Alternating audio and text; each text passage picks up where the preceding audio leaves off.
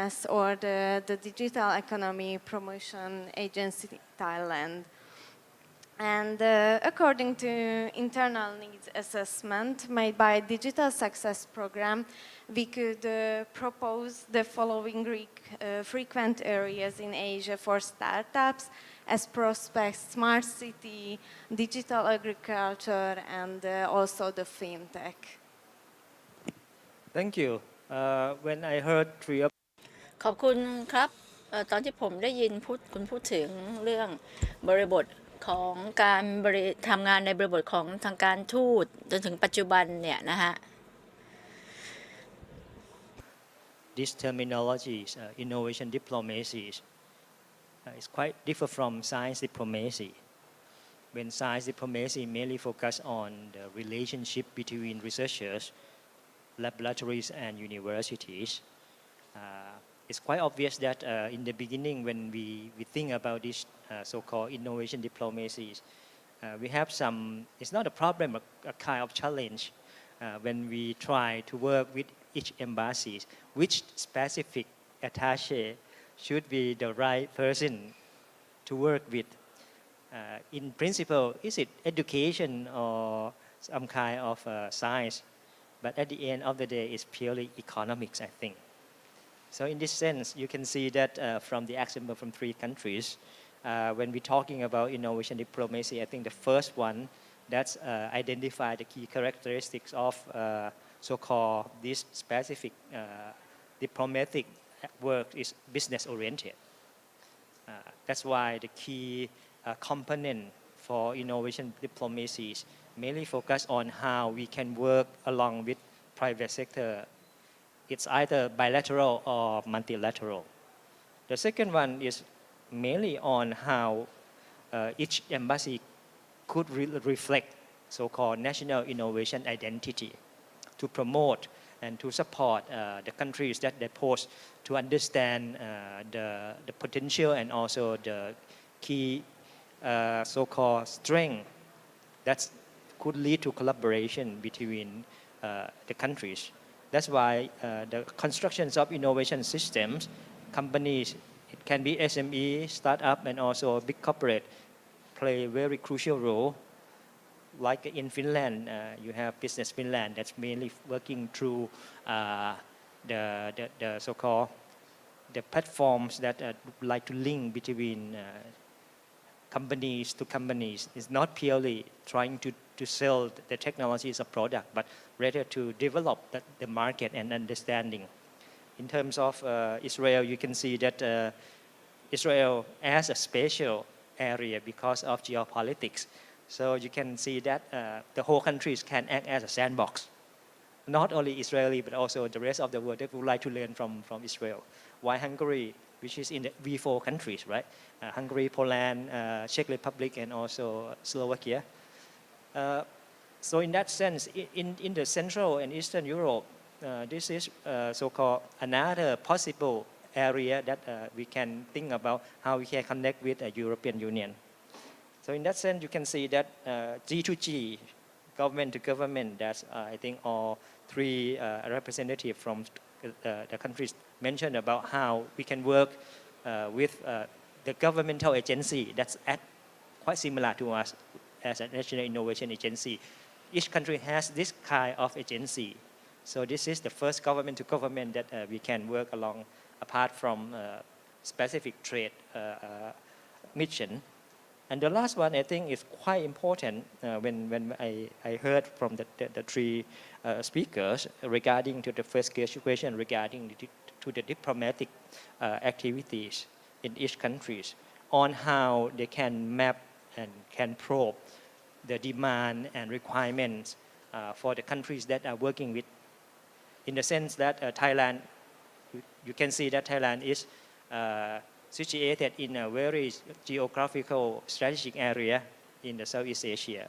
So we act as a landing pad for Southeast Asia, and at the same time we would like to promote Thailand as a so-called regional-wide collaborator with each countries. That's lead to the next questions. on what is the most powerful aspects of each of your countries, a startup ecosystem and emerging trend in your region. Starting from Her Excellency.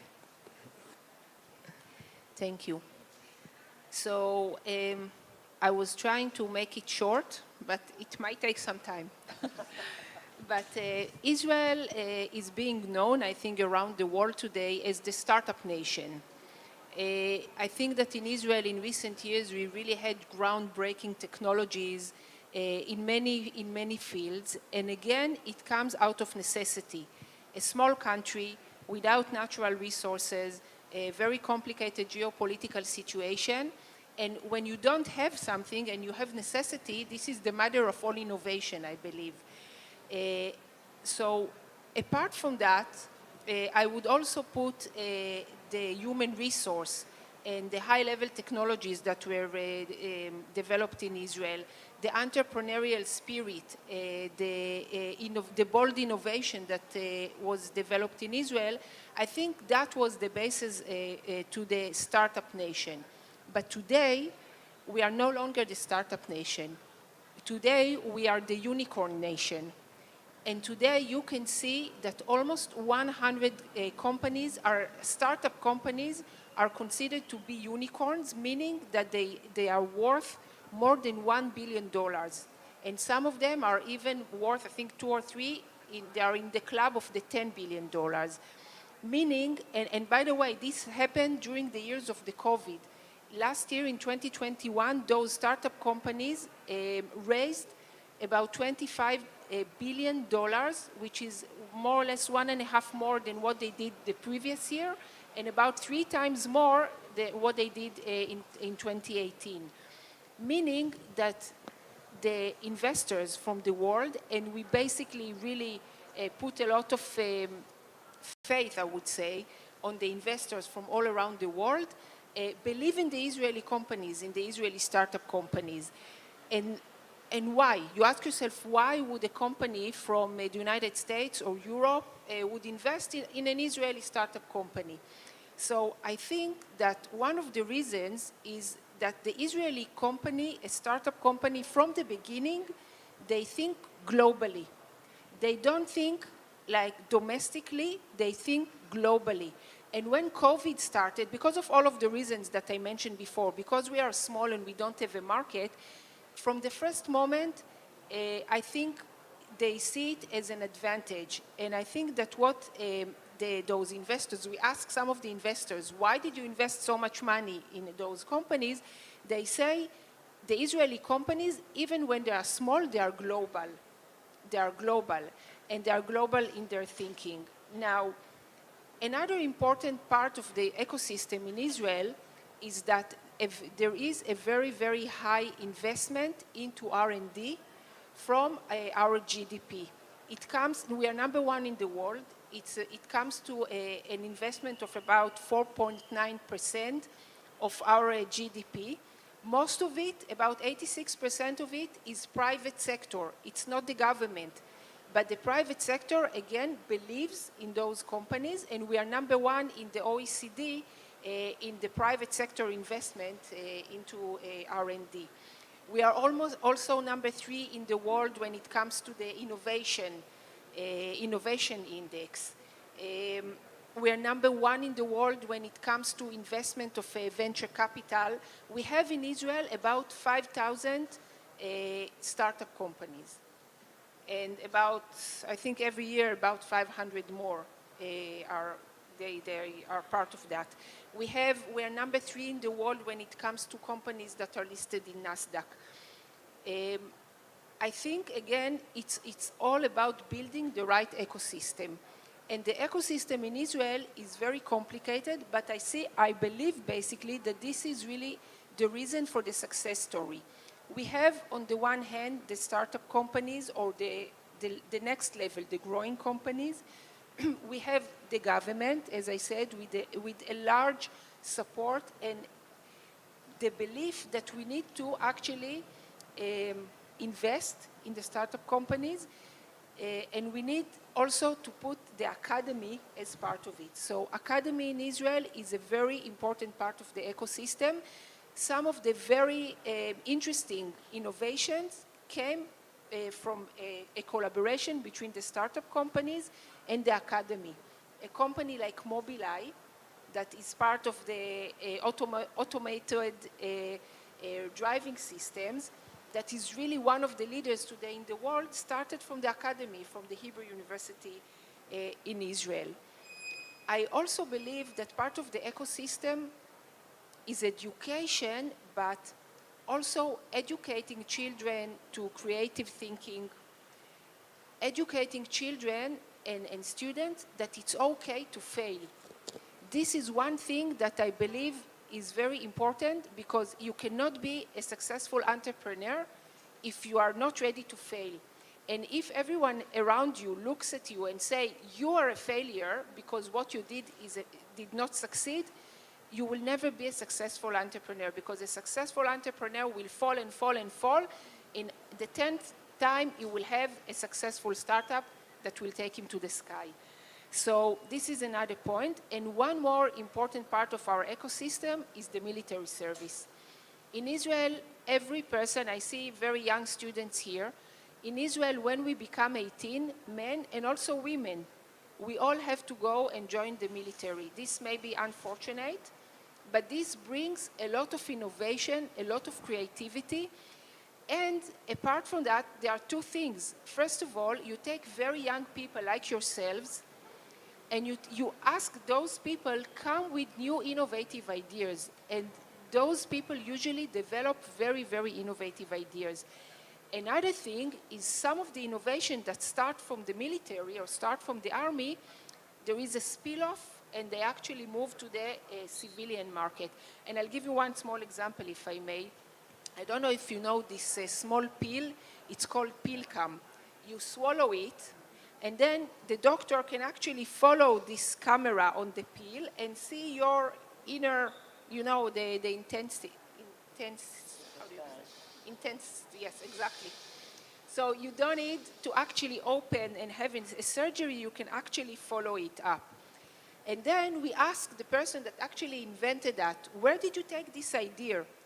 You know what this person did when he was in the military? He was a missile scientist. And he said, if I can take a missile and I can lead a missile into the sky to another place and lead him into a room, I can take the same technology and lead it into a person's body, and actually have it, the same technology is used, and this is for missiles and this is for medicine. So there is a lot of spill-off. This is only one example. I think the whole ecosystem together really created the success story, the startup nation, the unicorn nation. And of course, we are not naive. And we know that there must be an ongoing support and the investment of the government in education, in the universities and in other places. But that's, I think, the reason for the success of the Israeli ecosystem. And what's going to be the next emerging or big trends in Israel regarding to startups? I think today, first of all, cyber is still very, very strong. And again, because it comes from our military, we are very strong when it comes to cyber. I think that, of course, AI in the army and the military, and of course, in everything, like today, everything is about AI. And I believe agriculture and water and the food technology is still going to be a very, very strong part of the Israeli innovation. Yes, it seems that the resource endowment in Israel is a human resource, Israeli. And now the startup nations already graduated. And now the next achievements, that's why Israel is transforming into not startup nation anymore, but unicorn nation. And the roles of university in science technology is very important. But the uniqueness, I think the real uniqueness that a lot of countries cannot copy easily is the roles of the military. The military can be observed as the incubators for future startups in the sense that the next big things in Israel still in the cyber technology and AI. So this is very stunning and also very impressive development. Let me turn to our friends from Finland. In Thailand, we have a perception on Finland as the leaders in edtech and primary education. But what about startup ecosystem? Please. Thank you. Indeed, you may have heard that Finland has a quite productive education system, and I think that is the ground for our innovative work in, let's say, universities and startup also. So everything starts from the school. As you young people here, we need to encourage, as my Israeli colleague rightly pointed out, encourage all students in the schools to be creative, for team working, problem solving, and think big. That's the idea, of course. Try to solve the problems around you, small or bigger problems. That's the way to approach creative thinking and how to approach innovation. So, and also in Finland, obviously we have a very strong university system, especially technical business universities are extremely strong. That's a tradition in Finland for a long time. And all of our universities have incubators that can help and support, let's say, startup and innovation. When in the university, when you're a student or you're a researcher, and you get a good idea of something, that doesn't mean that you will make business out of it. You need support, you need expertise, how to develop that idea into market, to market it later on as a startup. So I think our universities have created very good system to support all these innovations that happen around them. That's one crucial part, and obviously when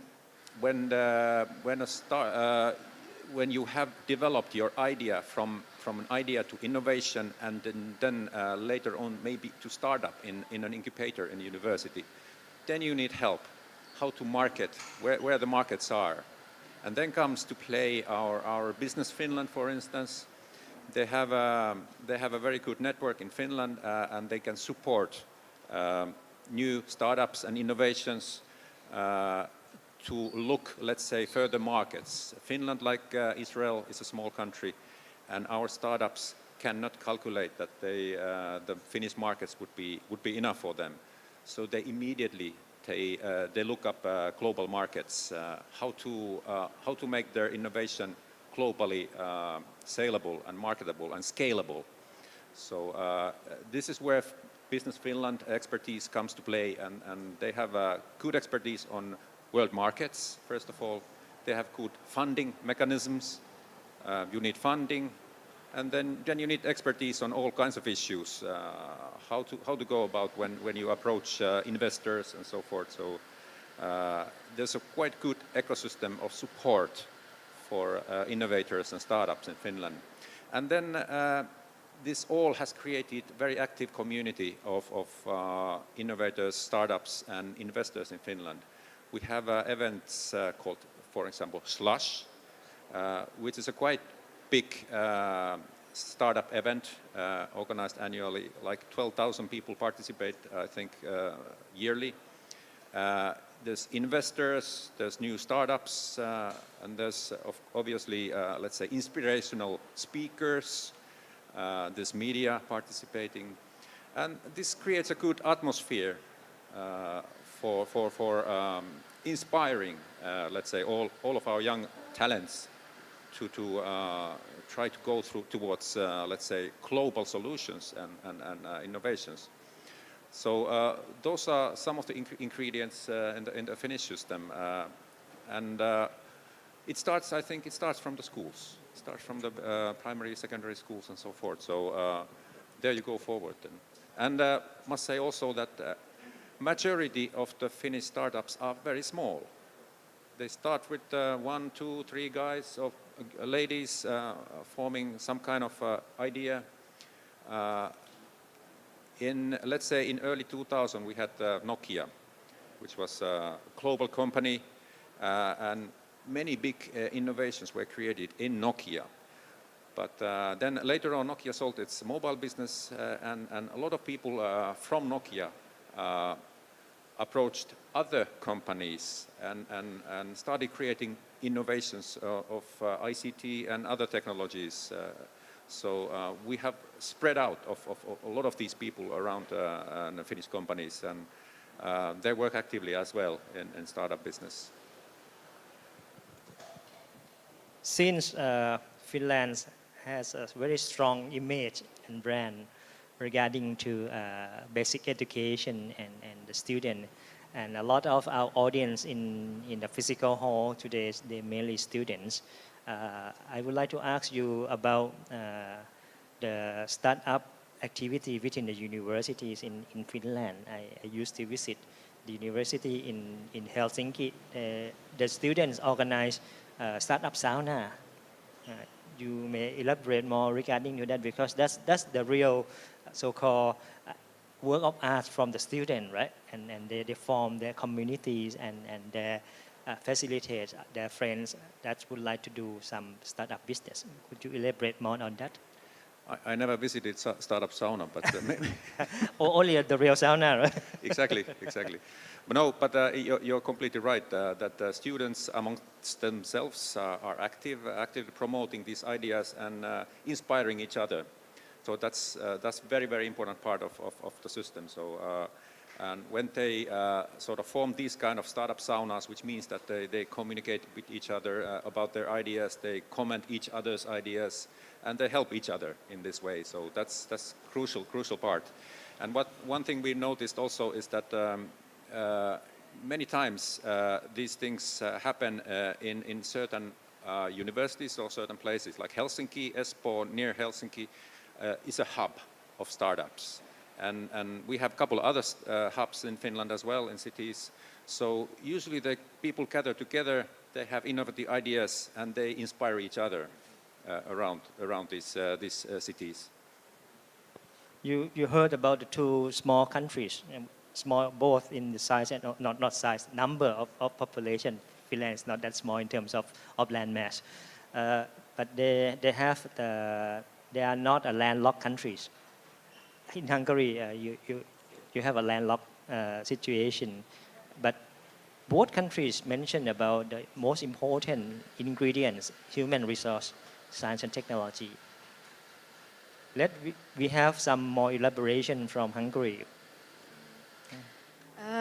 Hungary supports the rise of startups in various ways. It is always depending on the actual trends of developing startup ecosystem. Hungary has the development of startups to international standards with various strategic and financing solutions too. It is required to mention the role of digital startup strategy, the digital export development strategy, capital loan programs. And it is also necessary to highlight the role of high ventures venture capital fund management. As one of the largest venture capital fund managers in Central and Eastern Europe, they finance 80.5 billion forint in innovative, scalable micro and small enterprises under 5 years of age. High Ventures considered one of the most active investors in the world, which offers unique independent financing solutions for domestic startups from the incubation to the growth stages as well. As one of the boosters, it is also important to mention Hungary's digital startup strategy, which supports the creation and development of innovative startups with high growth potential. The core goal of this strategy is to ensure the balanced development of startup ecosystem by strengthening the culture of entrepreneurship, developing a supportive business environment, and also making funding resources available in a targeted manner. Could you elaborate more on what is V4 and how you work with the other three countries regarding to startup developments and ecosystem in a regional level? For us, the collaboration is the most important. It is also important to focus on a single goal and gather all the available information to be best at it. So that's way we can help for each other. And also what I told you earlier, that our foreign economic attaches from the foreign ministers are really working in a good collaboration. So their way is sometimes we make B2B businesses and like panel discussions like today's, and with these we help the startups. Not so many people in Thailand know that Hungary and Thailand share very similar sectoral strength in automotive industries.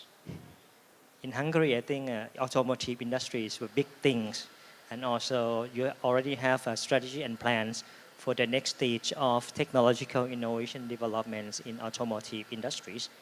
Could you elaborate more on that?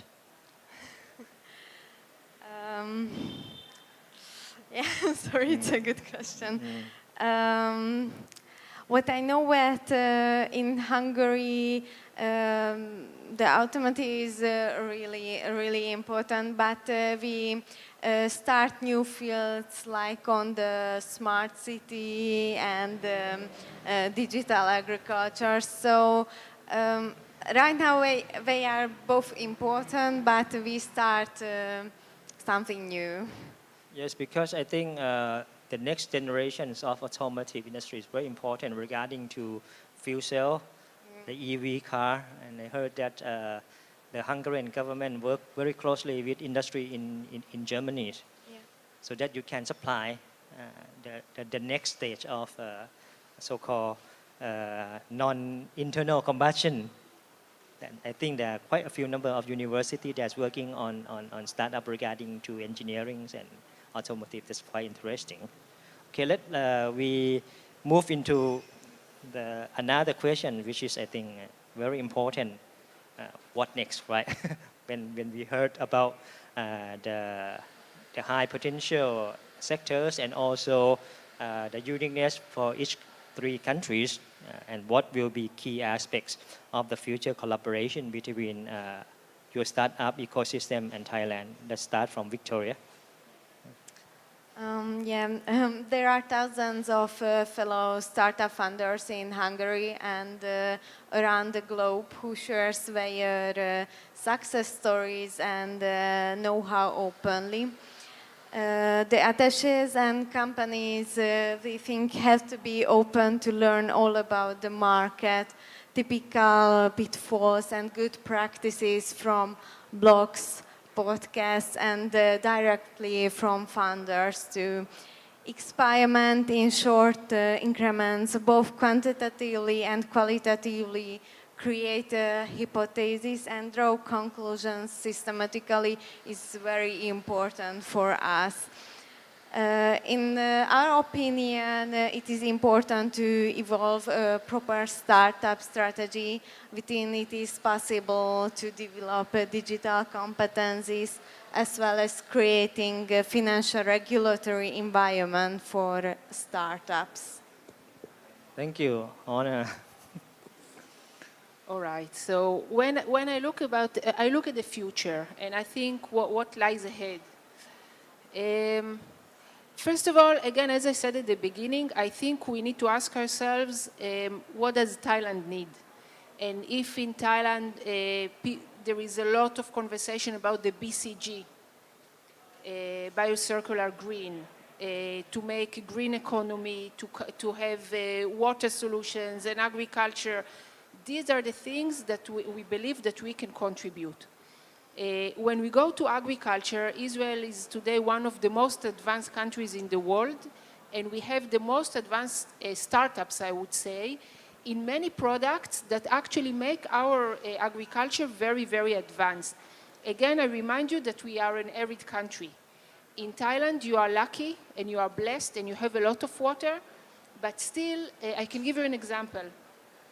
In Thailand, you grow rice for so many years. How do you grow rice? You flood the fields. You have rice field, you flood it when you have the monsoon, and you grow the rice. Usually, you grow the rice twice a year. In Israel, we developed, it's not even a startup, it's a company with a startup that developed a solution for drip irrigation for rice. Now, when you come to the farmers and you present it to them, he would ask you, why would I need it? I have water. Why would I need drip irrigation?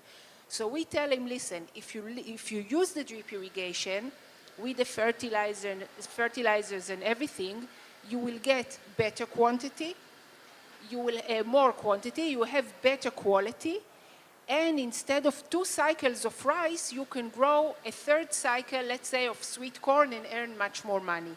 So what we are looking for are startups that will basically make the life of the farmer better, because at the end of the day, we don't want to stay on the level of talking about startups. We want to make people's lives better using the technology. And this is one example how you can do it. So definitely agriculture, definitely water solutions. And when we speak about water, it's also water management. How can you make sure that you don't lose half of the water from the reservoir to the house? Do you have any startups that develop solutions not to lose water, for example? Another very important, I believe, sector that we have been growing steadily is the food technology.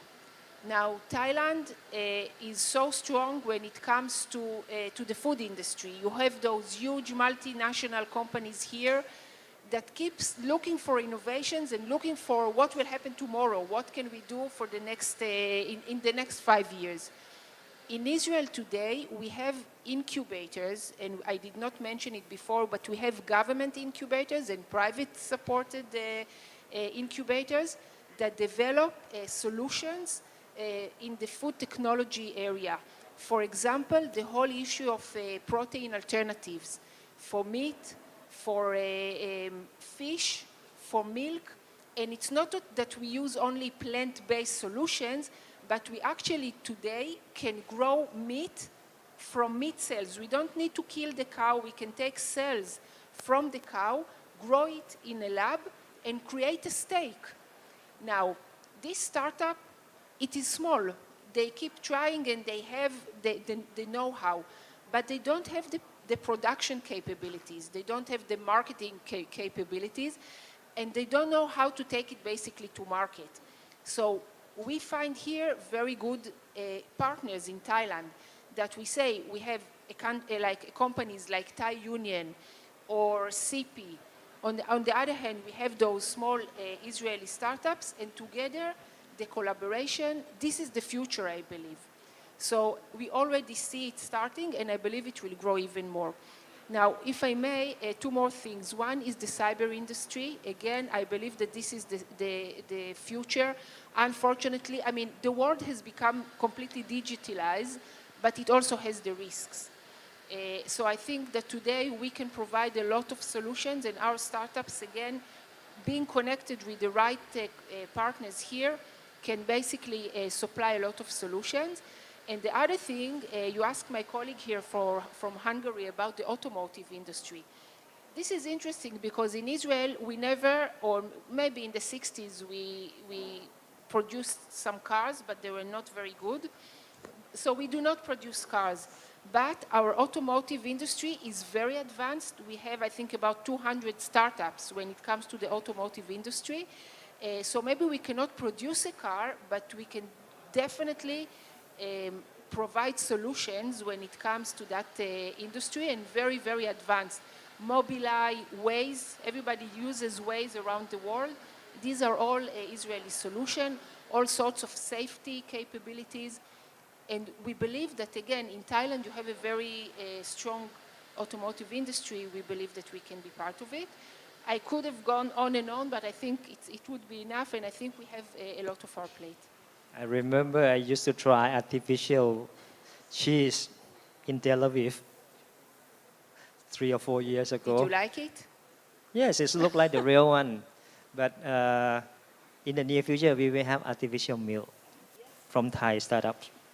That's quite in line with the trends, the big trends.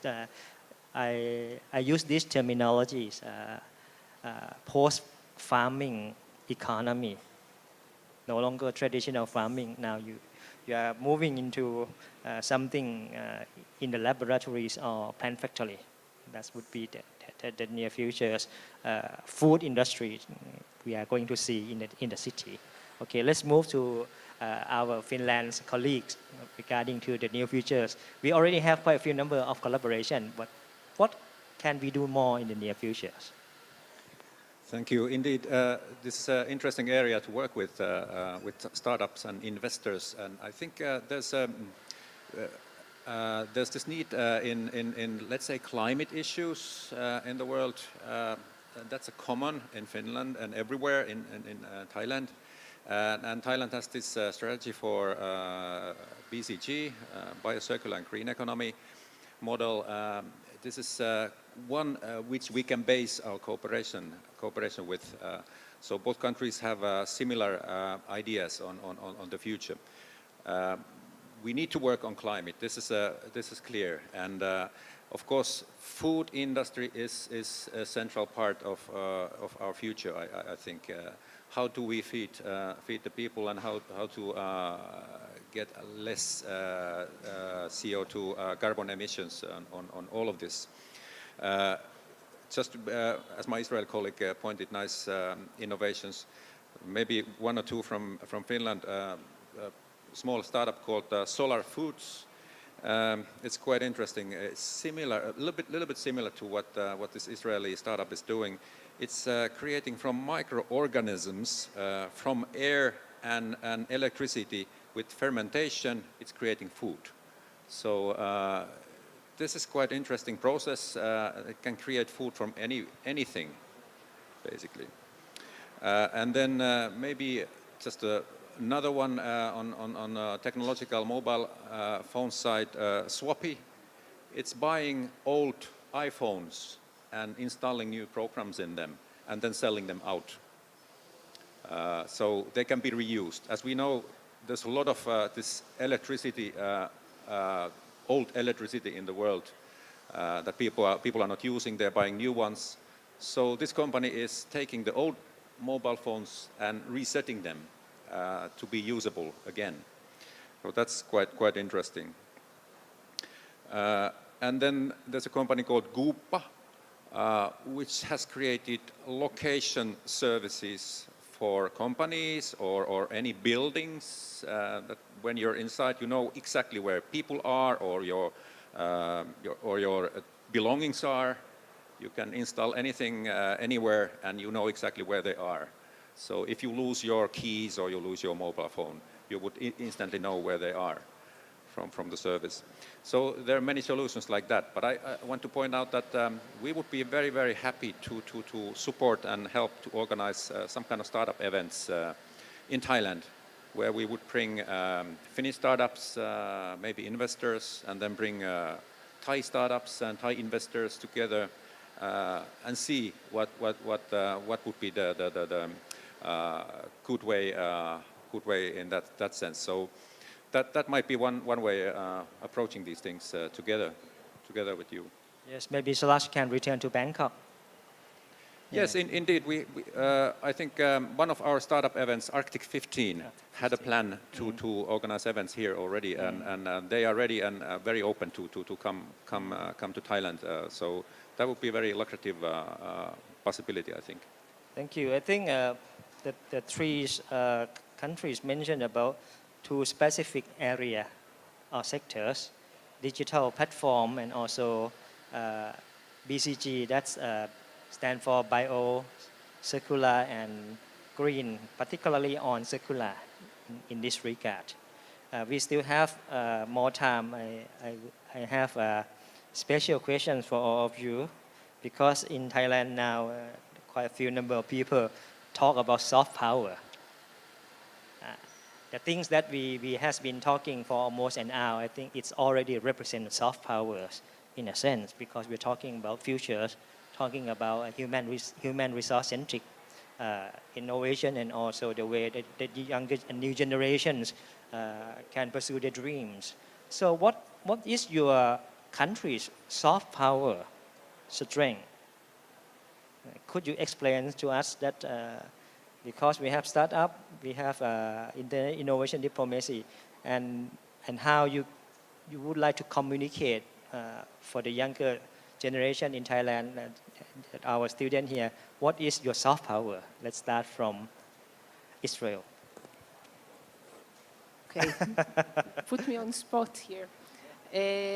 What is our soft power? Look, again, as I said at the beginning, for Israel, I think it's a very complicated situation because we are still a nation that needs to fight for its existence, for our survival.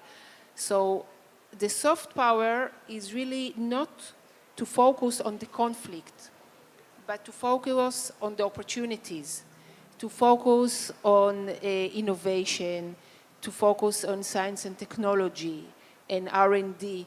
I think Israel has a lot of strength, and when you look at the young generation in Israel, they look all just like you.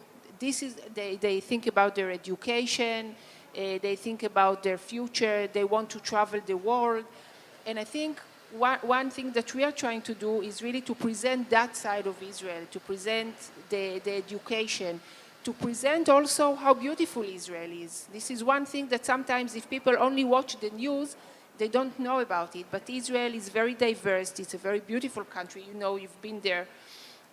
And I think this is one thing that we try to present to the world, not to focus on conflicts, not to focus on threats, but focus on opportunities and focus on better future for everyone. Because as my colleague said here, the challenges we deal with today, the climate change, the other challenges, they will influence all of us. They will influence the next generation and the next generation. And we need all of us to find solutions for that. And that's, I think, what we've been trying to do. And we try to present it also to the world. I think it's quite obvious for Israel because people think about Israel, think about startups, think about high growth companies in tech. And what about Finland? Sure. For soft power, we would of course start with education and education system. We are very happy to inspire and support education in Thailand as well with the ideas from our system. So that's one aspect of soft power from Finland. And of course, the cooperation between let's say schools and universities, that's quite important. That's a kind of a soft power tool that we all can utilize. Then, of course, there's various soft power issues like Santa Claus lives in Finland, so you can. I'm thinking about vodka. Vodka also, we have vodka. So there's many issues like that.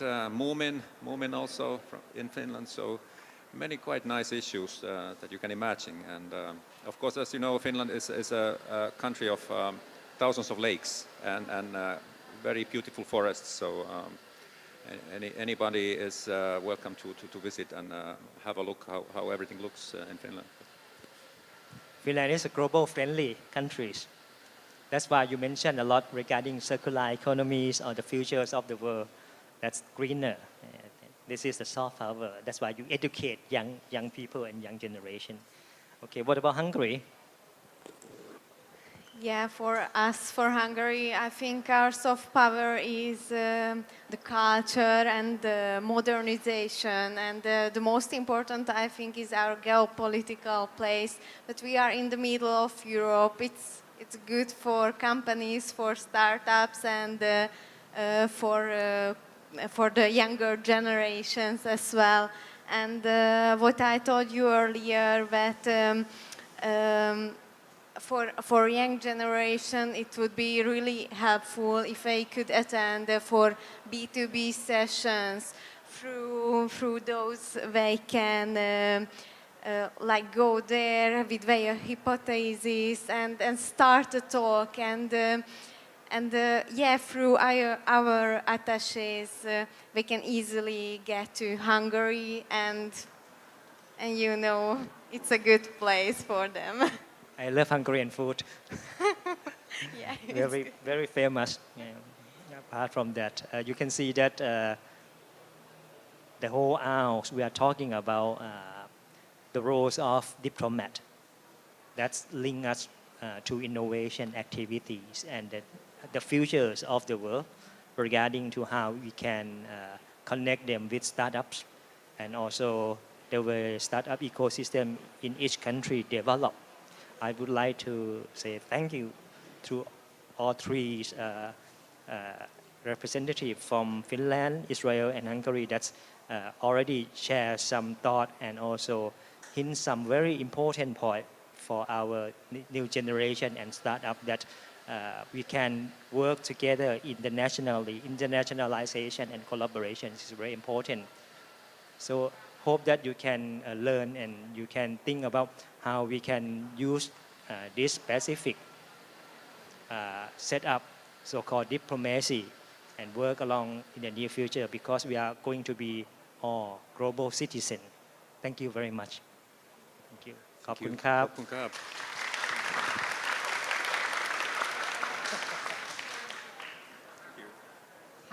Thank you very much once again for the excellent presentation from all of you. So right now, we'd like to request all of you to remain on the stage because our Dr. Mahat, the Executive Director of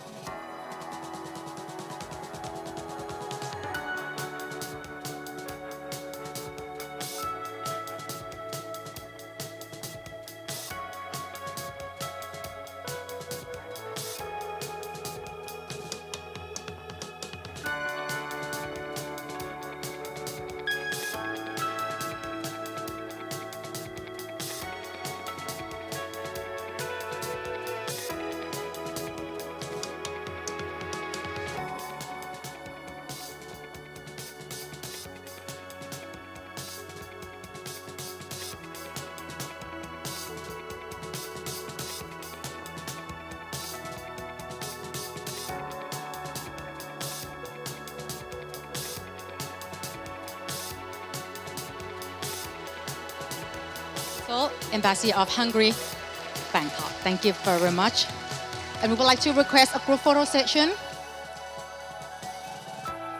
for the last photo shot for a group photo session. Thank you very much. And please look at the main camera right in the middle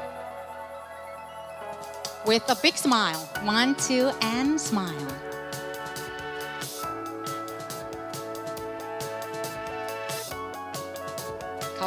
Thank you very much indeed. ขอเสียงปรบมืออีกครั้งหนึ่งด้วยนะคะ And also I would like to thank you very much to our executive moderator, Dr. Panat Chairat, Executive Director of NIA.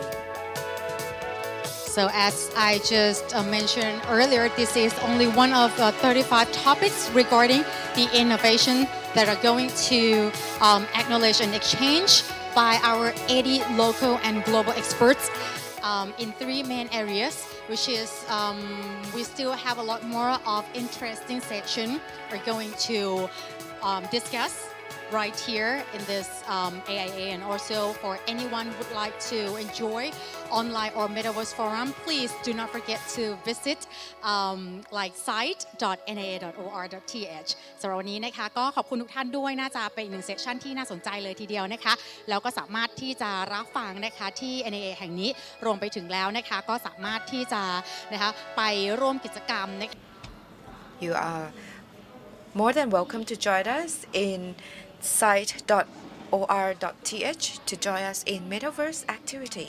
For the next session,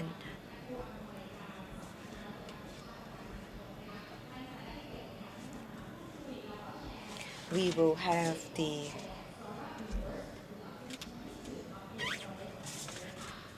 update on the site Startup 2022.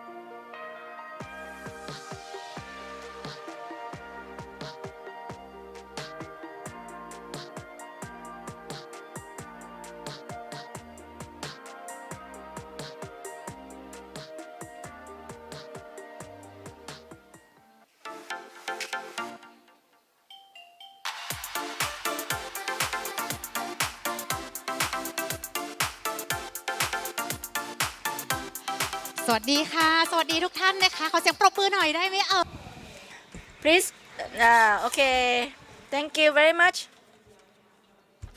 เราจะได้มาต่อเนื่องกันเลยนะคะ So in the upcoming session we gonna listen to Thailand Startup Universe 2022 update for both for audience here and also online audience site.nia.or.th. And the next topic that we're going to listen to is that Thailand Startup Universe 2022 update. So how is it? Let's listen to Dr. Panat Chairat, Director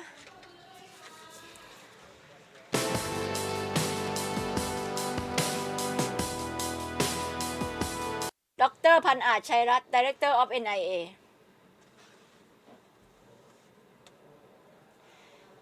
Yeah, you see me again. I'm not sure who's run the queue. So don't fed up with me yet. This session is important that because NIA we have started what we call universe of startup. Since we organize this event, why do we need this? Because we are talking about development of startup and we need to update on the annual basis.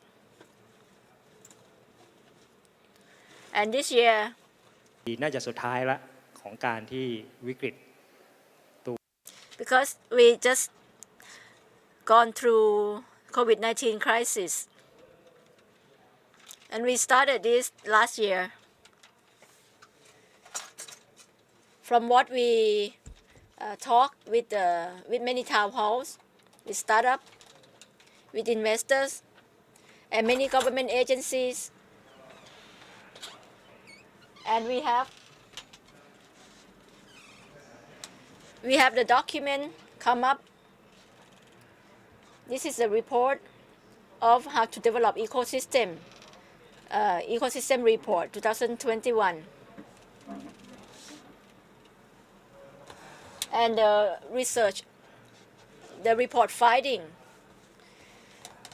about the brainstorming of startup during COVID-19 and to keep continue how it could be. So we're talking about obstacles to conduct business of startup in Thailand.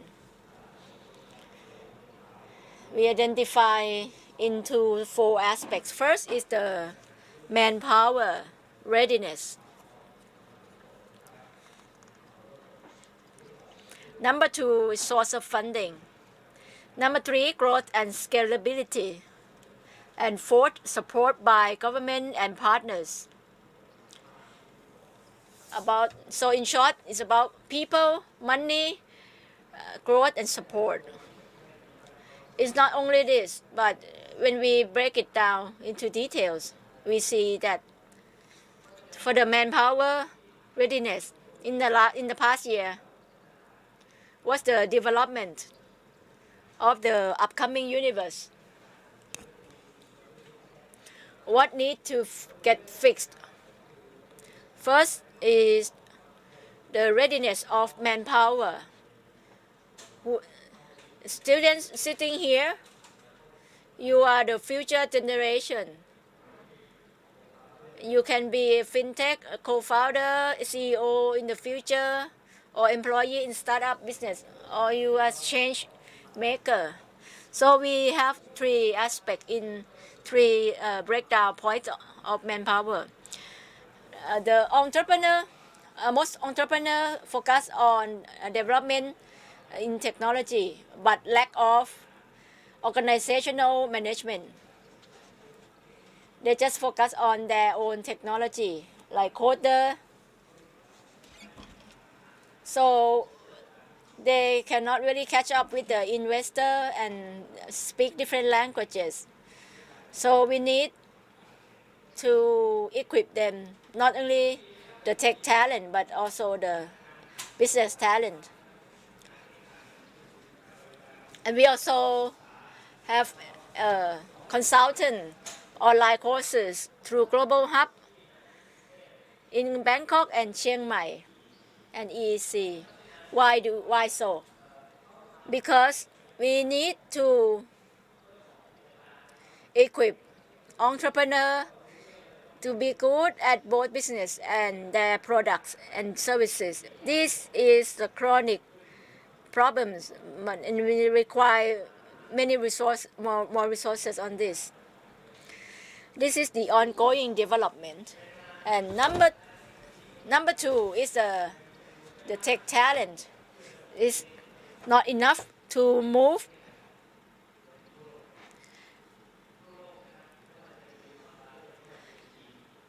both China and Silicon Valley. We in scarcity of tech talent.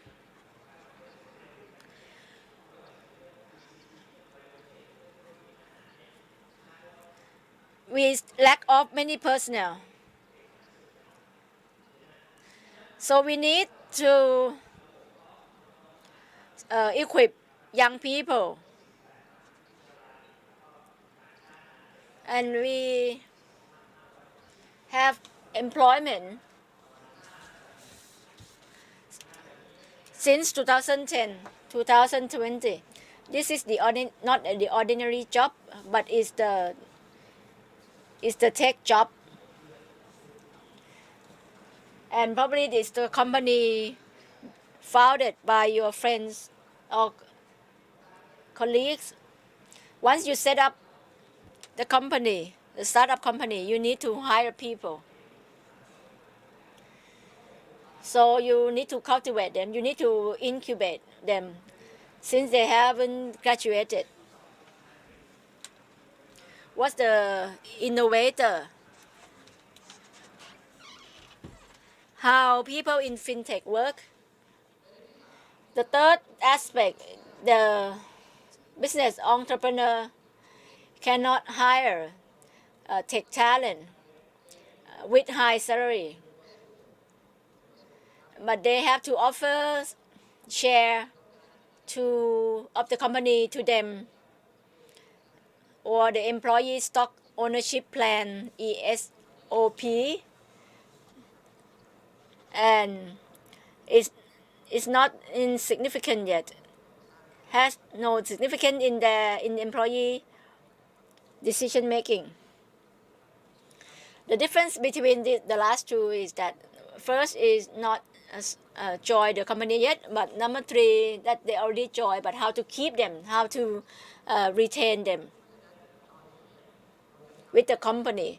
So what we can do, that the BOI have 10,000 million baht funding for this industry to support wages to start up. This is the new thing. In the past, employee of government agency cannot be paid from this funding, but now it can be done, including tech talent and foreign experts. So there's more development. Why? Because we have changed from tech startup to be deep tech startup. Deep tech startup need more personnel, manpower, and R&D, not only from university professor, but by the young people themselves. Number two, source of funding. The problem about it is that to create a startup, they lack of funding, don't have financial plan. And this is business model, business plan. Especially when we evaluate long term. If you read what's the value of the startup company, it means it's not their goal to grow, but it's what already done. So if we want to do this evaluation, you need to demonstrate what's the business model, if it's good enough, if of your administration and goods and product. Now we're not get to unicorn yet, but we are the horse. You know Nin Mangkon or dragon horse. Dragon horse is the transgender horse and cannot breed. And when we talk to the product, it has to be marketable. Even in COVID-19, the first dragon horse, he was a pilot and he was laid off and he set up a startup business and also and grow drastically, exponentially. And now there are more than 2,000 agencies cooperate with this. Number two is most investor interested in startup business, but some are not popular yet. There are two sides of the same coin. Maybe not enough choices for investor or not attractive enough for investors. Like at Gosesat University, there are 57 startup companies. The study done by Major University, and some get funding, but some feel like biotechnology not get enough funding yet. So we know this result, like AdTech, BioBase. There are many platforms. Smart farming is also a platform. There are lots of investment. But next is the SpaceX, space economy. They do global research about food engineering, startup. Most startup focusing on food delivery, but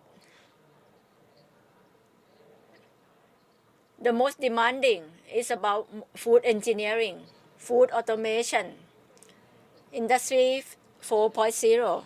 That's the food industry. So if we incubate young people for this, then the big company are ready to invest. And why do we have to do space economy?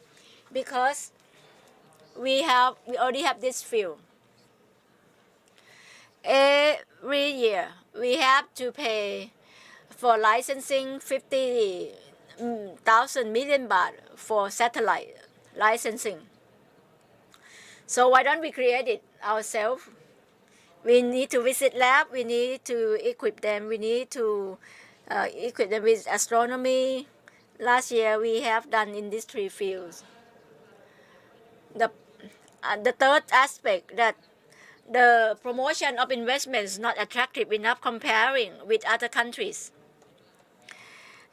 especially for the early stage, not much enough. Not only in Thailand, but also in other countries. But in early stage, in other countries, they have like thousands of them. They have, like in Israel, they have 6,000 startup company in Israel. And then after early stage, they need to expedite their growth because BC want to invest. If we take a look in the past, this funding is the answer of this.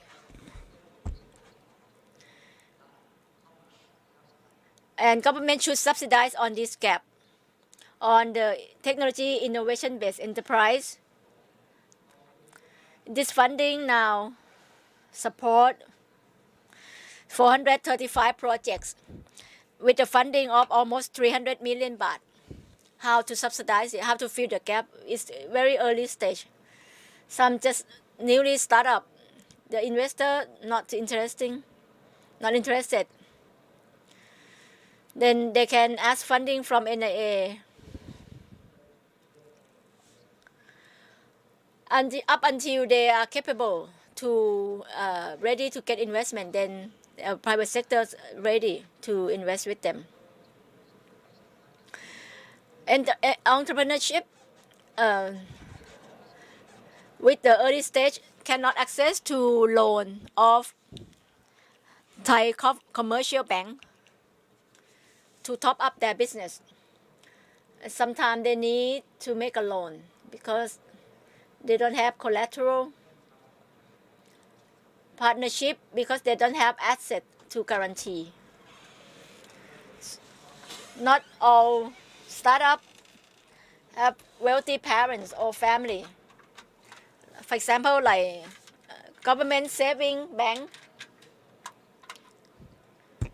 GSB, they have this loan to support the the startup. Number 3, to recruit the clients and to expand the business. The early stage, entrepreneur lack of business idea. First, medium and large SME entrepreneur, they have their own incubator. They have their own deal, but most that's been growing cannot. We have this SpaceX program with collaboration with Thai Union, Can Tuna of Thai, and we work with Thai Beverage, which is, and also with the global consultant company. We have done 2 things. First, we cultivate the newly startup unicorn. And the second thing is startup from all over the world to accelerator. The incubator from college students and professor, and we incubate and they meet with employee. They got IP, intellectual property, they get education, they get knowledge, and they get channel for investment.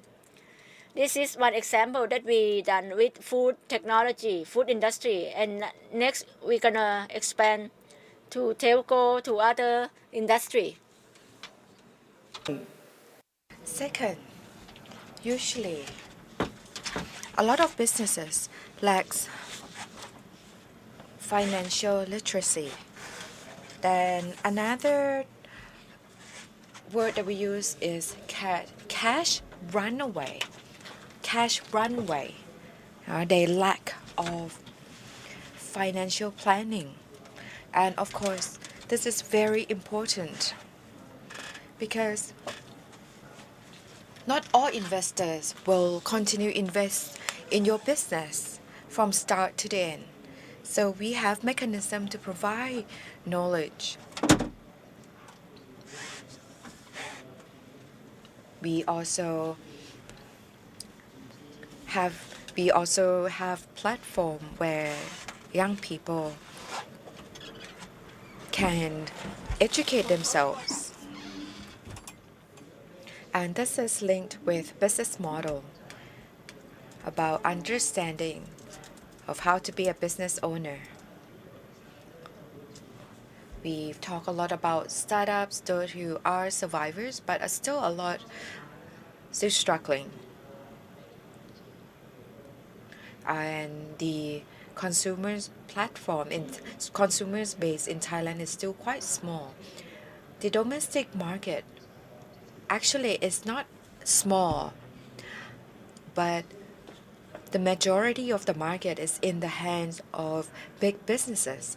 So startups should work together with big companies to give them more opportunities to market their ideas. And of course, competing with big markets, it could be difficult for them to compete with the big business. For SpaceX, which is the venture from PTT or from Bangjak Innovation Initiative and Innovation Center, they try to invest to provide facilities and platform opportunities for startups, for smaller startups.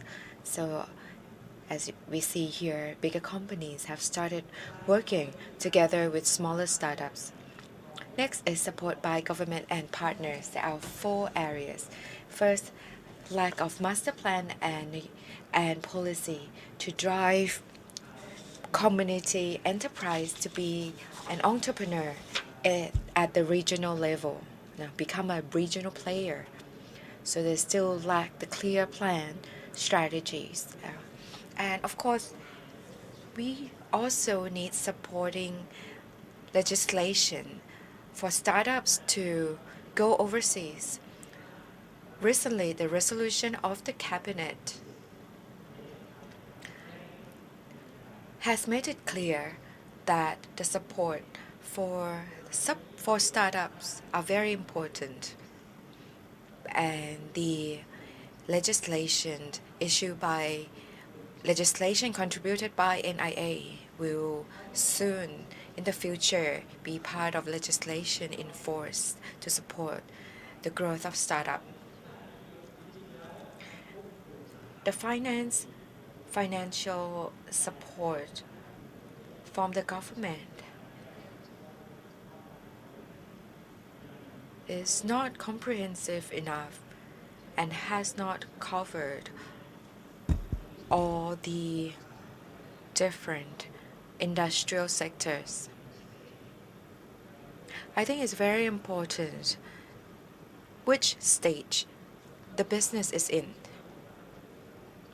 Also, next is qualification criteria for receiving funding and procurement does not support the business operation of the community enterprise at the initial stage, especially the approval criteria and the red tape and the time duration taken. And next is the Thai bureaucracy still has a lot of processes, making it inconvenient for modern businesses to work together with them.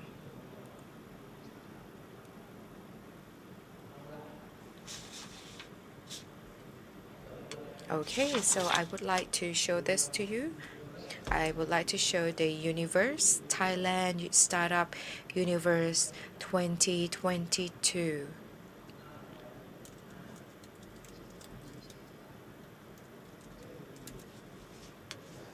So we have those who are no longer with us, have newcomers.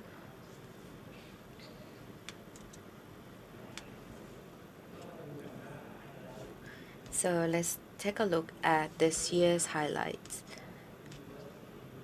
This is the summary of Thailand Startup Universe in 2022. We focus more on deep tech. There's a rise in deep tech interest. So if you look here, the black color represents deep tech section. We have 60 potential startups, growing from just one startup in the past.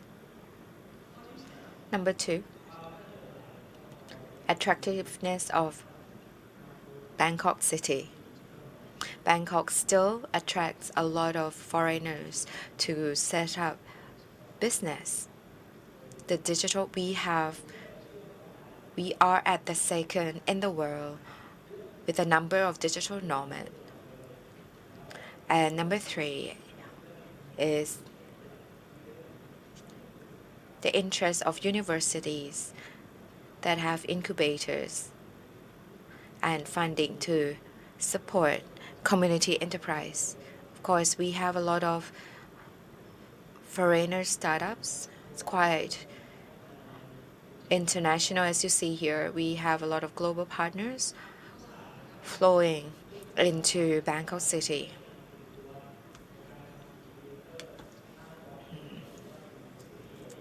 We have what is called, or you may have heard, university holding. So holding is a company. It's a company owned by university, ready to invest in new startup initiated by either professors, the university professor, or the university students. So usually in the past, here Chulalongkorn University, usually universities are here. They start having a dedicated department that helps drive incubation of startups.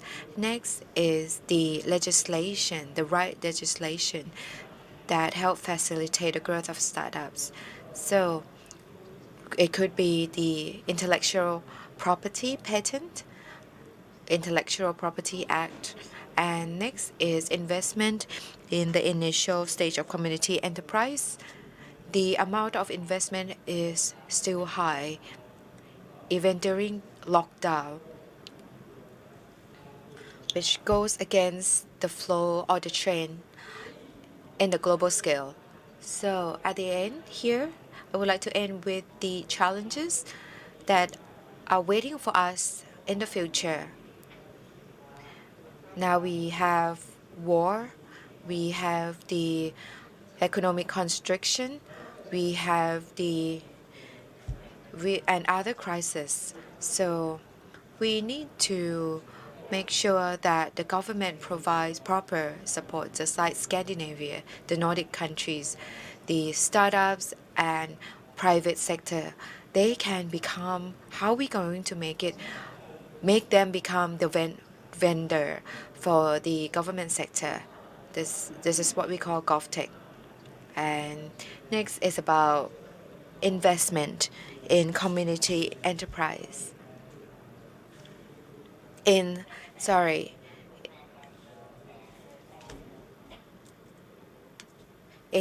state enterprise. So angel investor, big company to attract global investment. And also we need to push for the enforcement of the right act to provide the right direction. So this is the overall universe. Thank you very much.